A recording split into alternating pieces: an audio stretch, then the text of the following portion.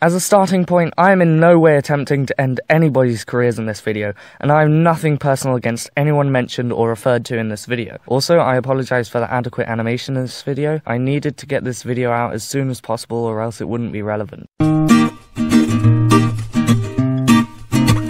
So Shane Dawson, or as he is now known, Shane, released a series recently called The Mind of Jake Paul. Unlike the Tanacon documentary, it was a series of documentaries to actually find out the negative things about Jake Paul. But I've noticed a theme throughout the series that I want to acknowledge. I have a sneaking suspicion that this series is hiding something deep inside it. I believe that this series was not to expose Jake, but to clear his name. I also believe that it was built to prove that his brother, Logan, is a sociopath and that he is getting too much credit for what he is doing. I mean, that isn't my opinion, it's just the sense I'm getting about the series. So throughout the documentaries, I've noticed that multiple times, the topic was not on how stupid Jake is, but on how his enemies are overlooked. I mean, this isn't a MatPat theory, so it won't have much in-depth proof in it, but I'm not that kind of person, so love the videos, MatPat. So essentially, through watching the series, I began to notice that Jake Paul is not too terrible. He seems like a generally nice person. Sure, there are many negatives, but we can discuss those later on. Now, in saying that the series was secretly revolved around exposing Jake Paul's enemies, which I have no full proof of, I think there would be a reason for making it still. The first shot that we get is one at Logan near the beginning when Shane asks the therapist whether she thinks Logan is a sociopath or not. Now, in my opinion, it is surprisingly evident that is the case. I'm sad to say this, he seems like a nice guy, but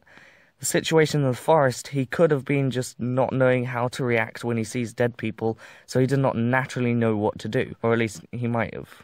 He could have actually been shocked. The second fire at an enemy was when Nick Crumpton mentioned that the pranks were fake.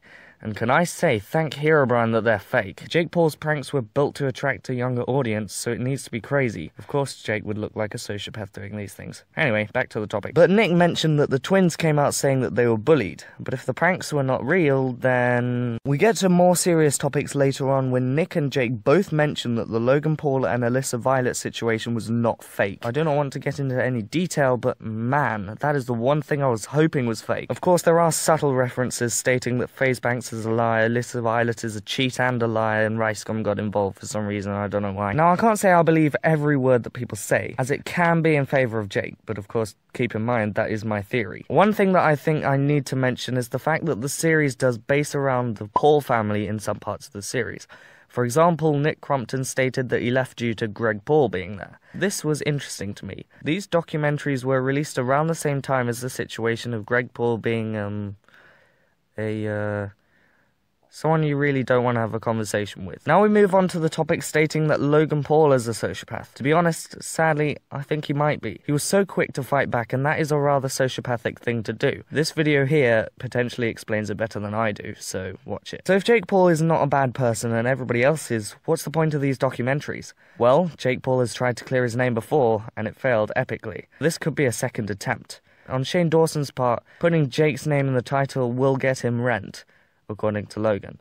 Also, the therapist would get more clients and subscribers, I guess. Now, I did not particularly like Jake Paul before I watched this series. In fact, I deleted the videos, but I made 2 videos saying that he is potentially an idiot. And if he is a bad person, let that be so. To be honest, I no longer have any interest in hating Jake Paul, but we'll see where I end up in the future. One thing that I feel needs to be discussed is the part where Nick Crumpton shut off the fans and got frustrated with them. There was some controversy caused by this, but to be honest, he's a normal human. He wouldn't want a group of 10-year-olds surrounding his house and begging for I don't know what. Of course, there are huge factors that cannot be changed by watching a few videos. I don't know how Jake would clean these factors up. Producing a non-family clown series for a young audience, influencing that money is the only way to happiness, saying that you should buy merch with your parents' credit card, and many more. I'm going to end this video here, but I may make a second video on this topic if there is something that comes out of this. Now, I'm really sorry if you don't agree with me. I am really free to a discussion in the comments as usual. Goodbye.